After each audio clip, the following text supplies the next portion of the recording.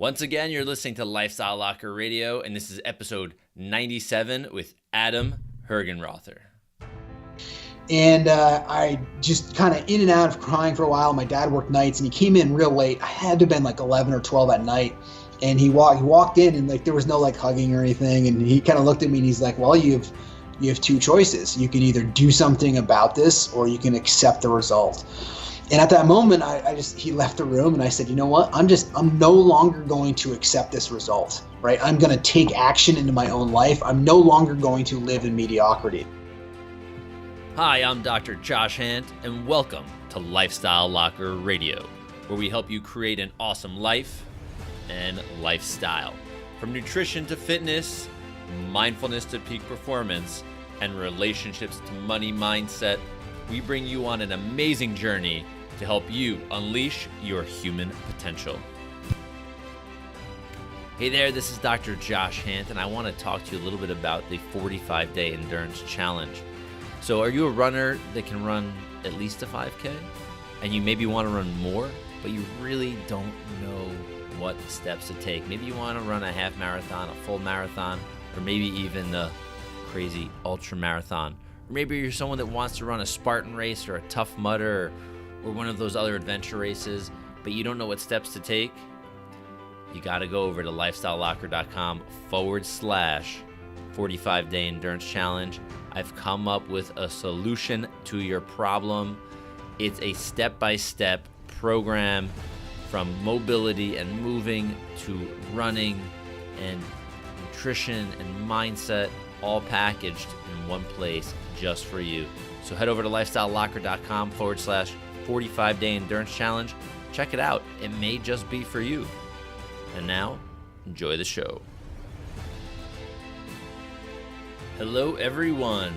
Here's a little bit about our guest today, Adam Hergenrother. He's a founder and CEO of Adam Hergenrother Companies, which includes Keller, Vermont, Hergenrother Realty Group, BlackRock Construction, Adam Hergenrother Training, and Adam Hergenrother Foundation. This guy is into a lot of things. In less than 10 years, Adam has built this rapidly growing company through his commitment to thinking big and never giving up, something you probably can learn from, me included. Fearless and purposeful, unconventional and systematic, Adam sets a seemingly impossible goal, then quickly gets to work on closing the gap to achieve it. No limits and no regrets. In 2018 alone, Adam Hergenrother Companies was named the best places to work in Vermont for a second year in a row. Hergenrother Realty Group was named the number 18 real estate team by Real Trends as advertised in the Wall Street Journal, and BlackRock Construction made Inc. Magazine's Inc. 5000 list for the second time in 2 years. Through Adam's bold vision, Adam Hergenrother Companies is developing leaders and building businesses worldwide. And yes, this will be a little bit about business, and yes, this will be a little bit about family and fitness and nutrition, and of course, lifestyle. So strap in your seatbelts and get ready to listen to Adam Hergenrother.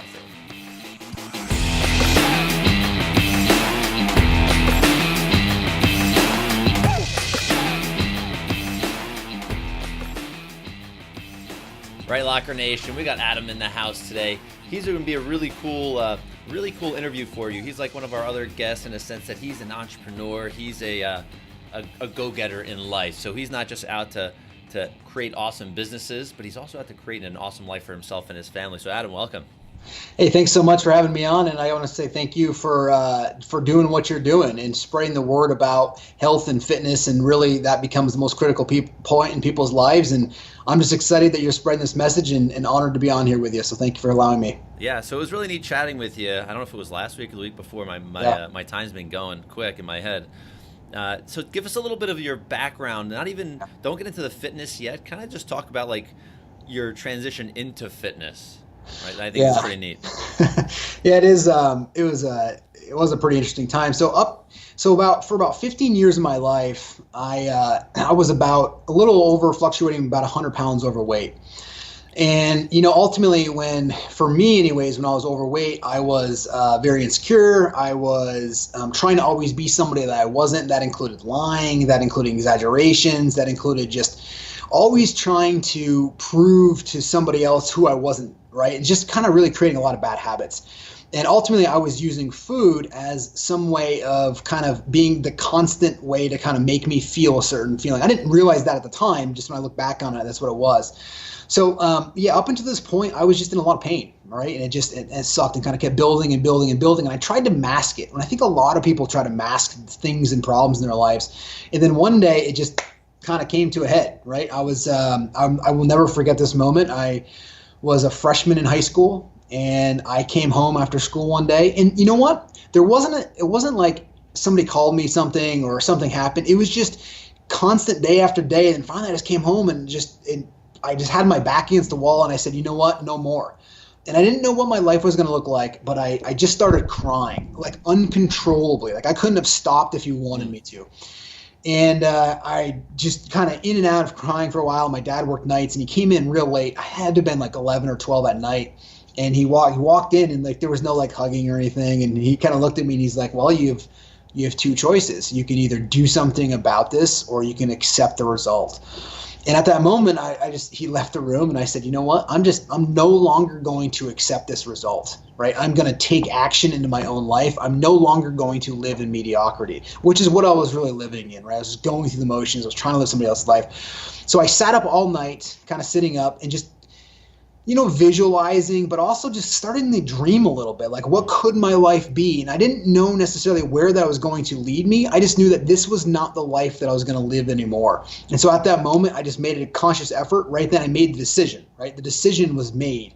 And then it just became of how do I support that decision? And I instantly stopped hanging out with the kids that I was hanging out with, which at the time, literally within a week, they stole everything that I had from me because they were just bad kids. They were bad influences, and I was in the drugs with them and stuff. So they literally took everything I had and ended up being like a whole ordeal in my high school. Cops were there. And about 2 weeks later, exciting, right?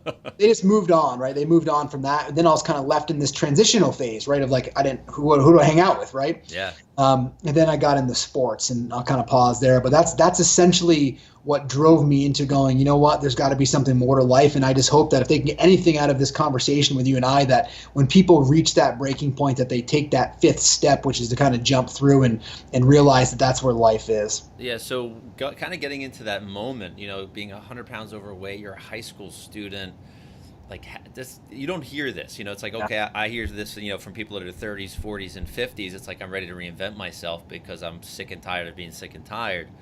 Like, was there like what was like the precipitating factor, or was it just like you were just fed up with yourself? Yeah, I'm trying to remember. Like I go back a lot and it's like, was there like something said something? I think honestly there may have been there was something a couple weeks before that happened, that we all snuck into like this pool area, and it was maybe late August, school started up. So it was maybe a couple weeks, maybe a month before. And I remember everyone went to get in this hot tub, and everyone took their shirts off to get in there. And I was so embarrassed about my weight that I left my shirt on to get in the hot tub, which looked even more ridiculous, this whole thing. And I just kind of looked around and I was just kind of fed up with myself, right? And then I think that was kind of the catalyst. And then I started looking for things, and it just kind of fed up one to the next. And then one day I was just like, dude, I'm done. I've had it. I've hit a wall, and that's what happened. Yeah, that's awesome, and it's so unusual. But I think kids today, being that we have social media, we have things like podcasts, we have this. People are vain, very vain. But I don't think that was. You found yourself. You're like, something is not right, which is really unique. Kids today are doing it just so they could have 100,000 followers on Instagram. Like type of thing. Yours became like a passion for shift and change, and. So we have this, we get into sports, we shift around, and now, fast forward however many years we are, right, from high school, you have companies, you like run multiple things, you were doing Ironmans. We just spoke, you said this past weekend, this is not produced right now, obviously live, but this past weekend you just did one of the hardest, I think, around, right, the Lake Placid Ironman. or half Yeah. Ironman, which is not half doesn't people listen. If I say half Ironman, that's not like making this thing half as easy. This is an intense event if you've ever looked up an Ironman. So just give us some distances because some people are listening may be CrossFitters or athletes. Just kind of throw some numbers out here. It's pretty crazy. Yeah, I mean, so a half Ironman is, half of a full, but it's not 50% as easy. So you have a 1.2 mile swim, you have a 56-mile bike, and you run a 13.1 it's a half marathon. But what people need to understand is that when you're doing this at threshold, right? So whereas you're doing an Ironman, which I've done too, I actually did an Ironman about 6 weeks ago from today, and not only is half Ironman. Placid is like the 5th overall hardest course based on times in the world because of how hilly it is. And people don't realize is when you're climbing 4,200 feet of vert in a half and 8,400 in a full on the bike, that wrecks your legs for either running a half marathon or a full marathon. So then it really just becomes a mental thing at that point in time. It just becomes you got to have that emotional fitness to be able to beat people. Yeah. So I want to go transition into how you even got into doing this. When we were chatting pre-show. Yeah. Way pre-show. How do you even get into this? I mean, you're a businessman. You're into sports. Is it in high school? Ironman doesn't just fall in your lap. So like I want to do. I'm going to do this 100+ mile bike ride, 2-mile swim, and run a marathon just for fun. Yeah. Right? It's not something just like falls in your lap. You got to make some serious decisions. Yeah, you do. Well, thanks for bringing that up. 2 years ago in October, so not quite 2 years ago now, I wanted to step up for the people in my organization. We have about 400 people in my organizations at this point in time. And so I saw that how much fitness has changed my life, going back to the high school. Mm-hmm. The next year after that, I lost 100 pounds and I used sports as the catalyst as to make decisions to never live in mediocrity again. Really, to never let anybody dumb my life up. I don't mean that in a negative way. I just mean that like, look, dude, this is my life. I'm going to go live and design my life how I want to design it. So then fast forward, about 2 years ago, I said, you know what? I'm just bored of weightlifting. I'm bored of kind of running. I just want to do something more. And so one of my friends said, hey, why don't you sign up for a half Ironman? I was like, dude, I've never swam before. I've never been on a road bike before. I've been on mountain bikes before. I've never a road bike. And I've never even ran a 5K at this point. And so I'm like, of course I've ran more than 3 miles, but I've never actually ran a 5K.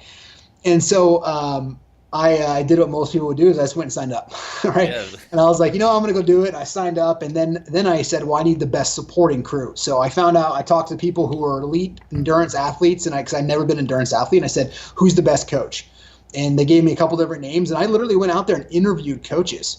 And I found one with QT2 Systems. His name's John Spinney. He actually didn't want to take me on as a client. He was going to refer me off to somebody that was much working with beginner triathletes, and he only worked with kind of pro level athletes. And he said, so politely, he tried to like give me off.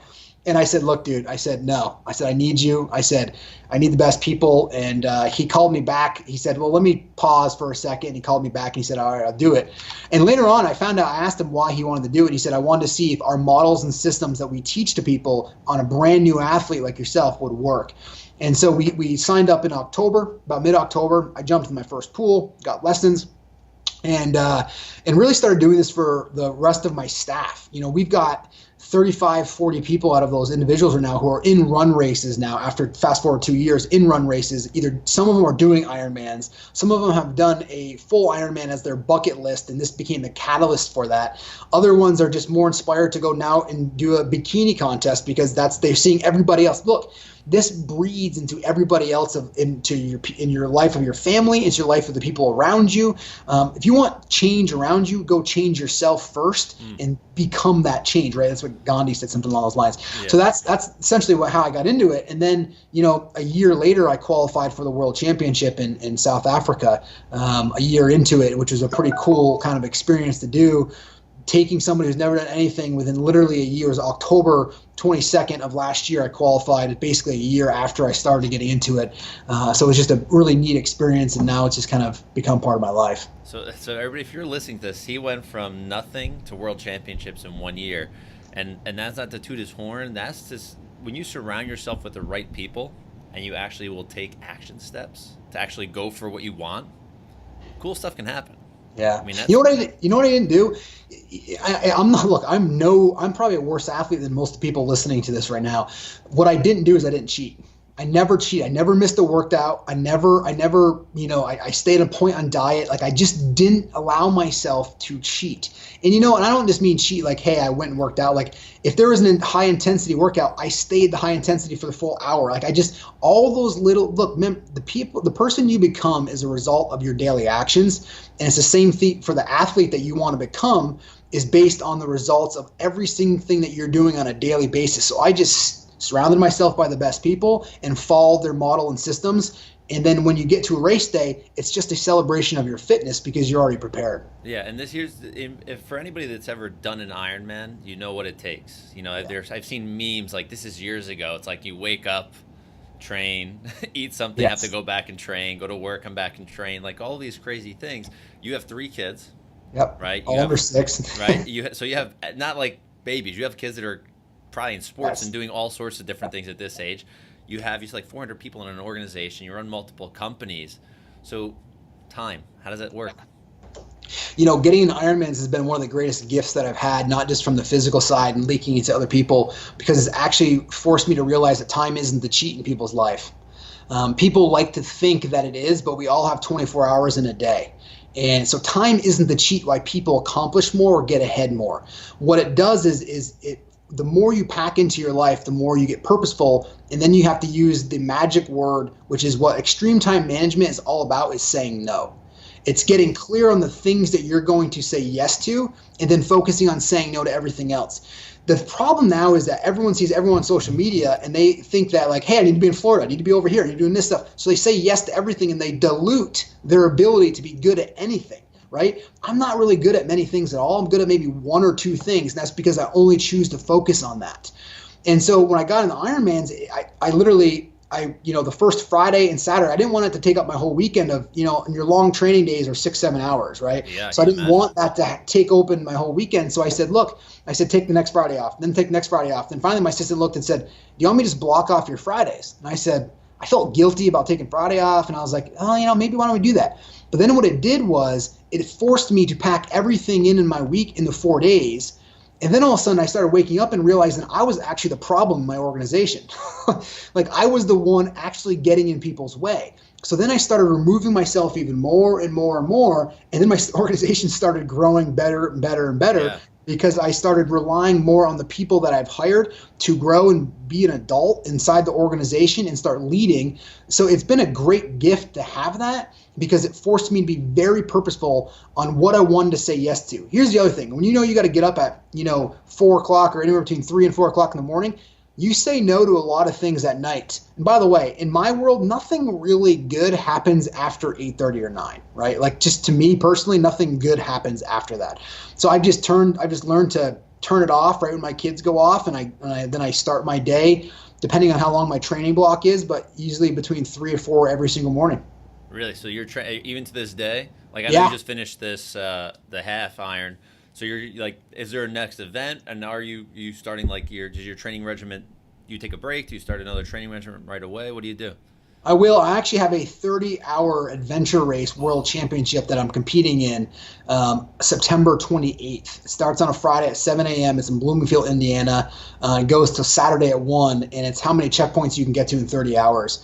So I'm gearing right up for that, and then I'm doing another half Ironman in October. And then at the end of October, my season will end, and that's when I'll take about a 2-week kind of break from everything and just go into a lull of workouts for a couple months, and then pick it back up. But right now, we're still in full effect Still in go.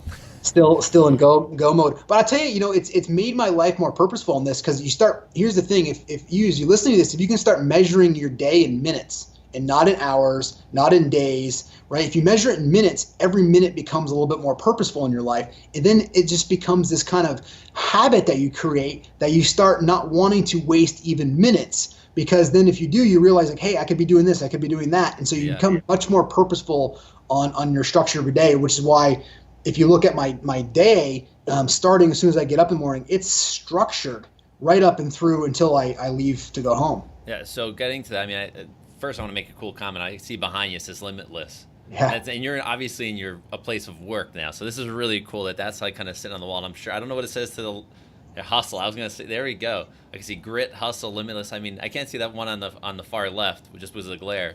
So it's pretty cool. So that right there, I have them in this order. The first one, because I think goals are ubiquitous now. I think everyone has goals. I mean, my 3-year-old goes to pre-K and he comes home with goals, which is awesome. We all need goals and we all need them. The problem is I think they're everywhere now. I think they're a little bit ubiquitous. So I think that what we need more as a society is execution. So I think we all have goals, and so the first word up there is execution. And Okay. when you execute, what you need grit and you need hustle, because that's what's going to take. That's what's going to take to execute. But if you execute and you tie that with grit and hustle, you get to have a limitless life. Oh, very cool. I like that. That's really. I mean, it's neat to see that in an office. And it's interesting. So your business doesn't even revolve around fitness, which is crazy. But you have brought like your whole team. Actually, your whole team. Yeah. A ton of your team is opted in to become limitless and take that hustle and do it, and start knocking out their targets. So a couple other things. So you also mentioned pre-show about transcendental meditation, doing TM. And a lot of people have heard of the word meditation. A lot of people that are listening do meditation, because we've had some really amazing guests on that teach meditation. So give TM? We haven't had a TM person on. So give an idea of what it is and how it impacts your day, your life. Yeah. About 8 years or so ago, I found myself in a place where I was making a lot of money, but I also found myself very depressed. And mainly because I had this kind of sensation that if I hit this dollar amount, if I hit like $1 million net income, then I was going to feel a certain way, right? And when I started surpassing this number, I actually didn't feel any different, right? Like I actually thought money was going to translate into a feeling that I was going to get, and it didn't happen. So then I remember this moment. I was like, look what I accomplished in this little town of Vermont. I did all this stuff, blah, blah, blah. And nobody really cared. Literally, I realized everyone has their own problems, and I was like, just nobody even cares, that dude. And I was like, well, if nobody cares about this, then then what's the point of all this? And so I started asking these big questions, and I actually got real depressed, because I was like, well, then what's the point of life? And then right then I went back and I said, I've been here before. Kind of when I was 15, I said, all right, so then I started, look, the quality of your life is determined by the quality of questions you ask yourself, which is, i.e., what thinking is. So I asked the question, I said, well, what is the purpose of life here? And that kind of put me on a little bit more of a spiritual path. And then, of course, when you start looking, the teacher shows up. TM had just moved into our town. My wife happened to be drive-by, saw the sign, took a picture of it, and said, hey, I signed you up for this. I thought you might want an introductory class. All happening right when you start asking the same things. Yeah. So I went in there, and it happened to be one of the most famous instructors who worked with Maharshi, who was the guy who really brought TM into the mainstream. And he's an older gentleman, and I went to there, and I literally was like, wow. I had tried meditation before. For me, the other stuff didn't really work because I had all these thoughts. And I went in there, and he explained the whole process, and you go through a 4-day process to get a mantra, and they teach you how to meditate in practice and live in person and work through these things. And still to this day, I mean, 2 weeks ago, he was in my office kind of working through some stuff with me that I had going on, and I wanted to get his advice on. So what TM has done for me is really provided the clarity on what it is, on what I wanted to accomplish in my life.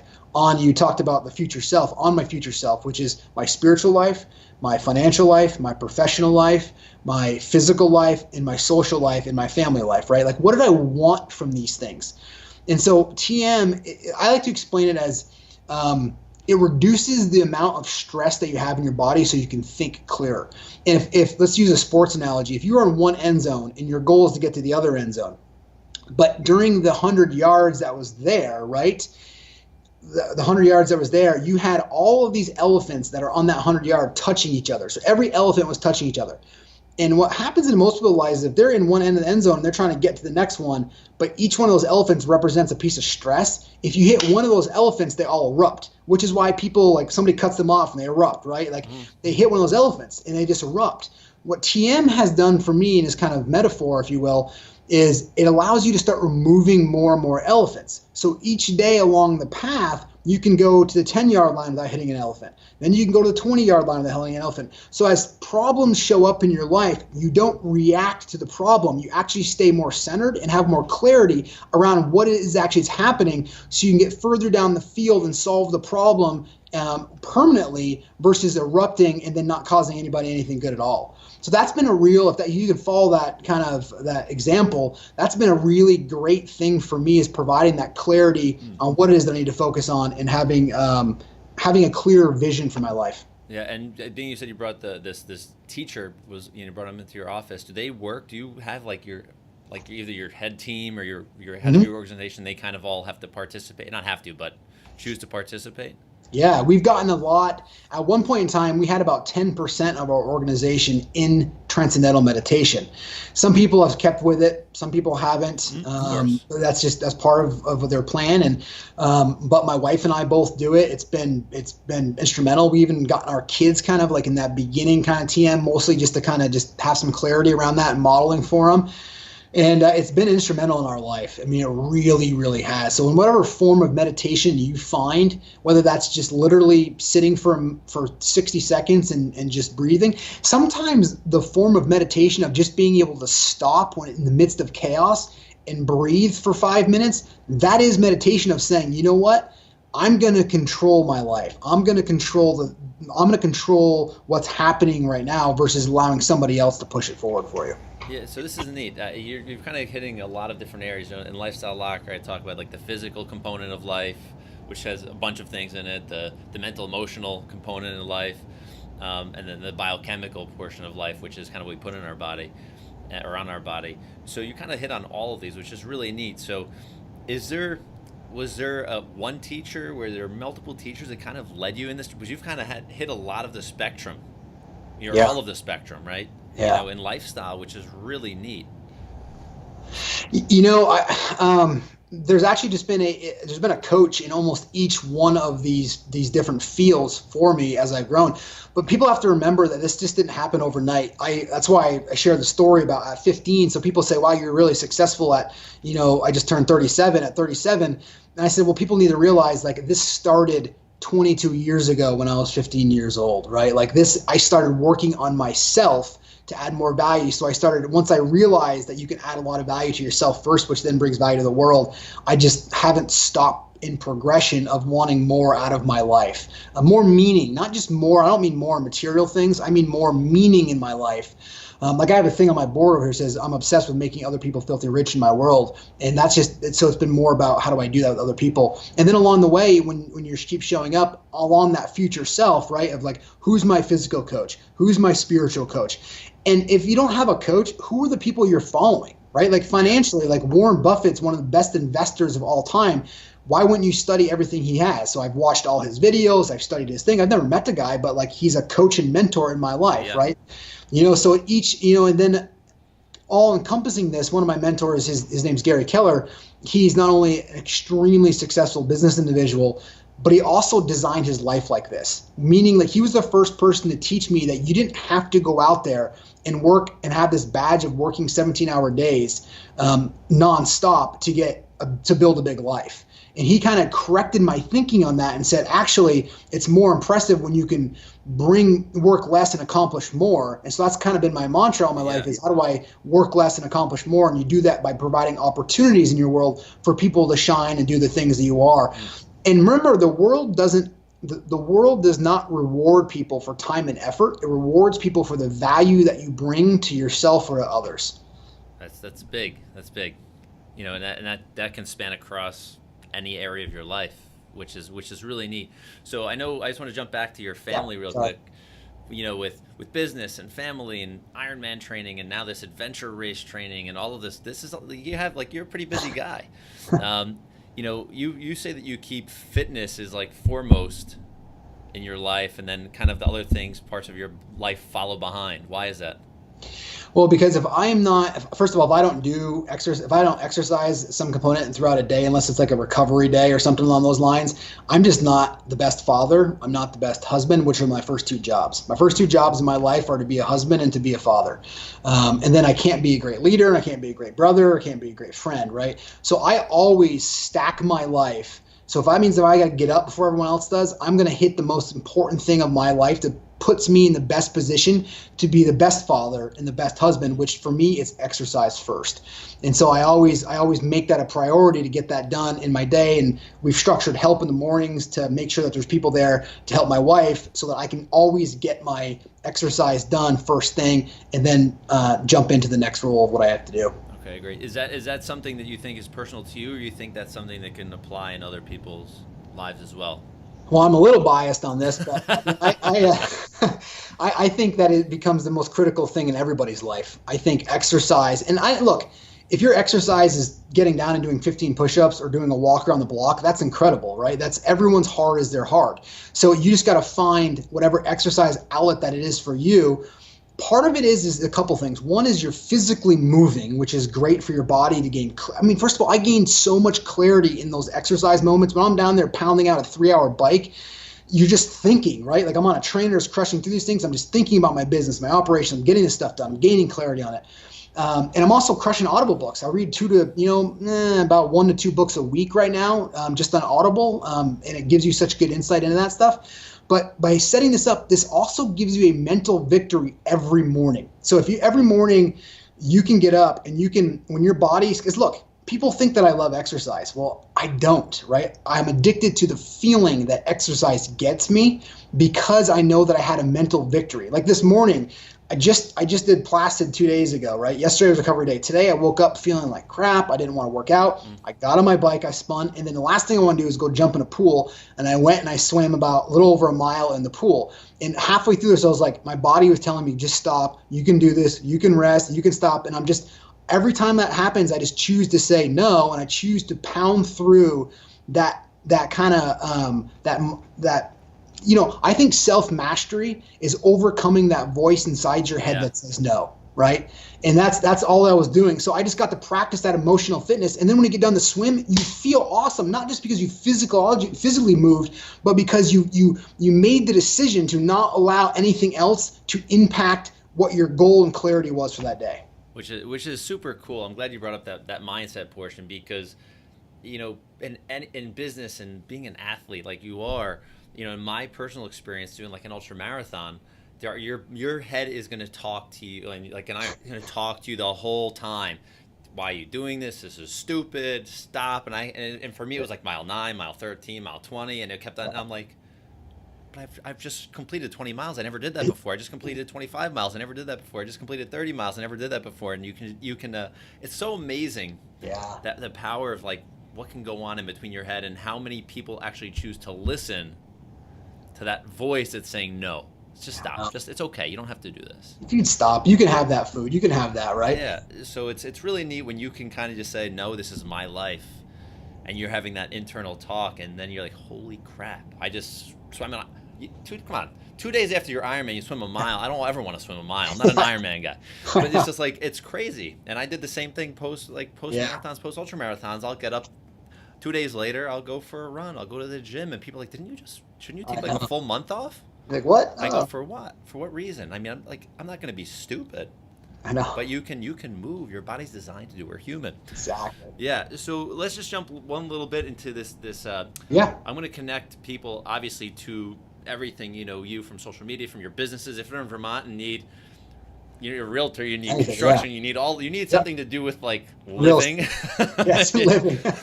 You can find this guy. Yeah. But on your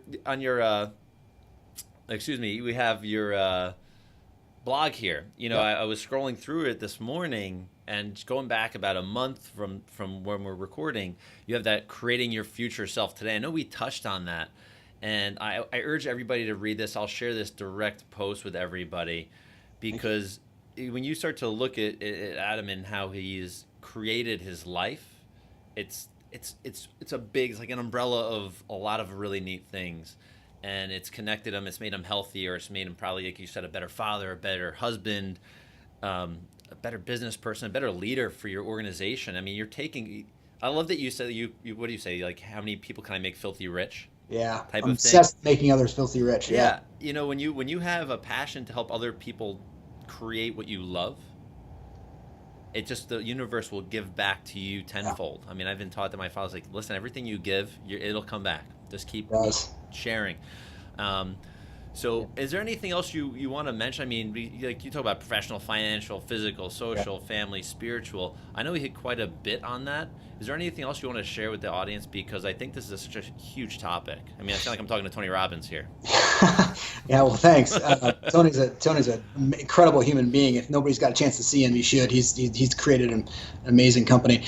The future self is designed to gain clarity on where it is and what you want to do in your life. And I like to write it out in 3-year increments. And the key to this is that when you're writing it out, you have to write it out as if it's already happened. And I'm not like one of those like positive thinkers where like you walk outside and you're like, there's no weeds, there's no weeds, there's no weeds, and there's weeds sitting in the garden, right? Like it's not like it's going to disappear. Exactly. But, right? Like it's not like that. But what it does do is that, look, 45% of our actions are unaccounted for on a daily basis, meaning that they're just without us thinking, we just kind of do our actions. It's about half our life, which is way too much for me to be unaccounted for. So what a future self does, and the key is if you read it every day, you've got to make sure that you are directing the winds of where you want to go in your life in all of those categories. Because I think in a big thing in the spiritual side of this stuff, in your spiritual life, when you're about to take your last breath, isn't that going to be the most important thing for you? Is like,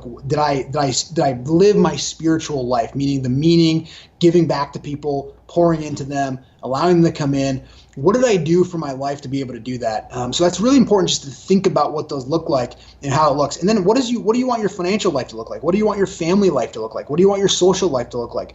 All really critical components.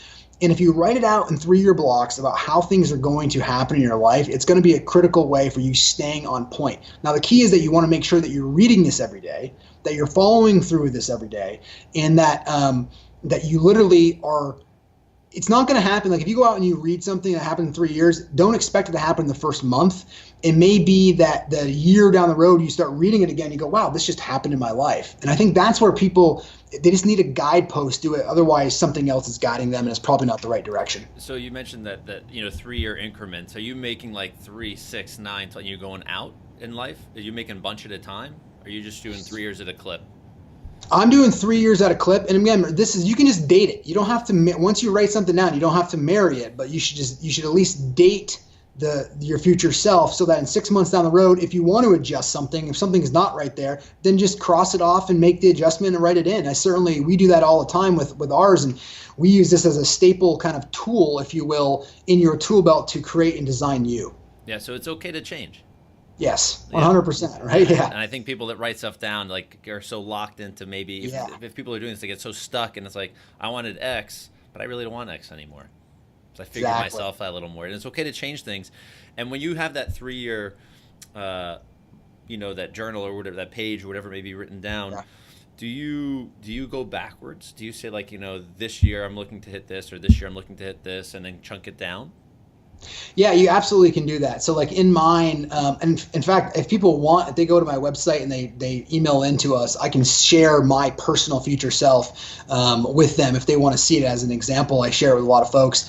And you can see it in there. So it says like, hey, by 2017, I finished 3 Ironmans under a certain time. And I'm very specific with it. And by 2019, I have done X, right? By 2020, I've done X. So you're constantly, you know what your end result is, and then you're working backwards of where do I have to be after a year? Where do I have to be after a month? Where do I have to be after a week? Where do I have to be after a day? So where does it put me today? Because really, your life of where you end up is just a accumulation of your daily habits. It's what life is. Yeah, awesome. I think that's so good. So if you could give the audience like 3 things to do tomorrow, and you can use what we just spoke about, but 3 things they could do tomorrow that can have a huge impact on their life in all of those realms, what would you tell them? Well, first thing to do is to get up at least an hour earlier than what you're getting up. People don't realize how much you can get done in that hour before everybody else gets up. So if you're getting up at 6:30, get up at 5:30 tomorrow. If you can't do an hour, just at least do a half an hour. And what I want you to do is take that time for yourself. So few people take the time to work on these actual 6 categories, and they just allow life to show up, right? So if you can just stop for a few minutes, meditate for 60 seconds, which means that you may just breathe for a little period of time. I do a whole bunch of journaling. So maybe you just write down 10 things that you're grateful for to start off. And then if you haven't exercised before, then just increase whatever your exercise is. Do 10 push-ups, do 10 jumping jacks, go for a walk around the block, right? Grab a yoga video, right? Whatever it is, do 10 abs. And if you exercise a lot, find something else that's going to challenge you in your exercise field. If you're a CrossFit, how do you go sign up to compete in the next, do something, sign up, take action that's going to force you to grow. Because progress is what's going to lead to happiness. Happiness is found on the way to growth. And growth is only going to come when you grow yourself. A lot of us have uphill goals, but we have downhill habits. So now we've got to refine ourselves to have the uphill goal, but to make sure that we have the uphill habits that are supporting our goal. By the way, uphill habits are going to be hard. They're supposed to. You're going to struggle. You're going to fail. You're going to go through those things. But that is where you're going to grow the most spiritually. And my belief of why we're here is to grow spiritually anyways. So we might as well cherish and relish all the experiences that we have so that we can shape ourselves when we're about to take our last breath here on the physical world. That's awesome. I think that's really good. I really like that. Happiness happens with uphill growth in that challenge. And that's very cool. I haven't had anybody talk about happiness. Like, I think this is perfect because, I think people when they listen and then look you up and kind of do a little research and you go, wow, this is like a businessman. Realize that life is more than just, what you're doing in your business. I think that's so great. So great. So Adam, man, I want to thank you. This was an awesome conversation. I hope we can stay in touch, and I may actually take you up on the offer you gave me before the show. I may come up and go skiing with you. Love to, man. Right? Love to. Be super great. Yeah. So everybody, if you want to connect with Adam, we are going to put his details in the show notes, and you can connect with him socially. You can connect with him, like we said, in Vermont if you're up there. He's a super cool guy, and he'll help you with all your building needs as well, and realty needs, and all of those cool things. And you can see how human he is. He's not just out there to make himself wealthy. He's the guy's out there with purpose and helping lots of people do the same thing. So Adam, thank you so much, brother. Thank you for what you're doing. I really appreciate you having me on the show. So I want to thank all of you for listening. How awesome was Adam Hergenrother? This guy is an inspiration to myself, and I'm sure to many of you. He has created an amazing life, an amazing business, and an amazing lifestyle for not only himself, but for those that are around him, for his company, for his family. So I hope all of you can take something from this and add it into your lifestyle. All of his connections, all of his contact info is going to be in the show notes. And make sure you head over to lifestylelocker.com/Adam H. And you can see the episode in the show notes there as well. I also want to make sure that for those of you that are runners, you heard that Adam does like crazy races. For those of you that are runners, head over to lifestylelocker.com/45-day endurance challenge and see if this is for you. It's a badass program to help people get from point A in running, whether you're a 5K or a 10K or a half marathoner, and you want to be able to do more with more specific training and have the mindset, the nutrition, the mobility, the training, everything all packaged in one place just for you. Check it out. And once again, I want to thank all of you for listening. We appreciate you here at Lifestyle Locker Radio. We are here for you, and you are the reason why we do what we do. Have an awesome day, afternoon, evening, and night. All right. Peace out.